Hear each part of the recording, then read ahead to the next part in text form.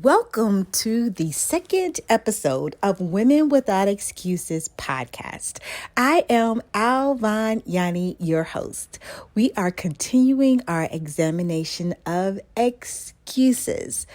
You know, some excuses give us permission to procrastinate, which leads to self-sabotage, stagnation, regret, even failure, all of which are enemies of fulfilling God's purposes in our life.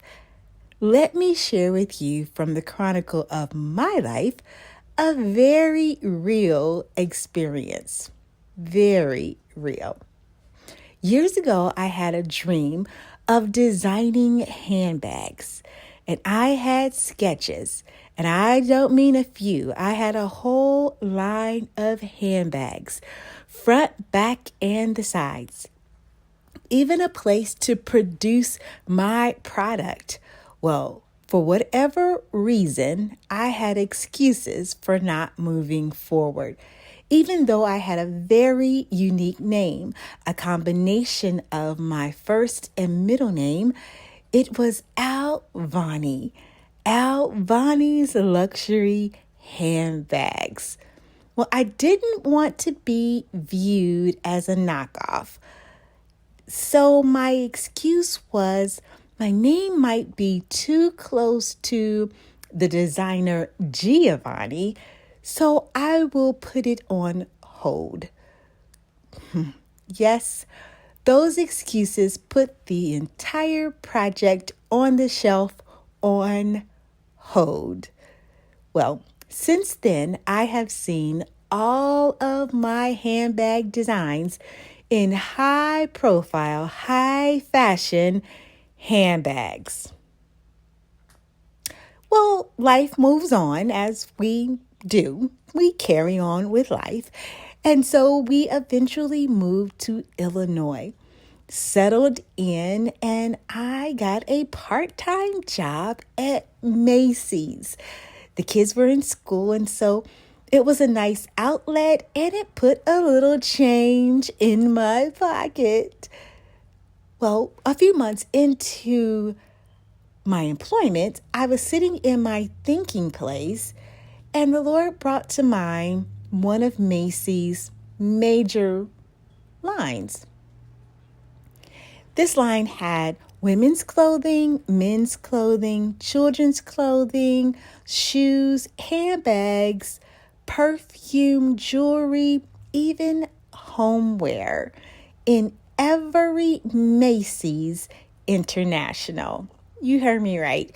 Every Macy's International. And guess what the name is? Alfani. One letter difference. An F for the V. Alfani, Alvani's. They certainly didn't mind being so close to the existing designer's name. As I thought about that, the Lord continued to whisper and said, that was supposed to be yours. Oh, what a punch in the stomach. Oh, all of those excuses. It wasn't many, but yet enough to cause me to not move forward, miss the opportunity. It stole the fortune and the glory that was supposed to go to God and made me settle for a little pocket change. Well, what is in your field? What gold nuggets? What diamonds are being covered by a mountain of excuses? And maybe you're not trying to wiggle out of not doing it, but you've given yourself permission to procrastinate working on it.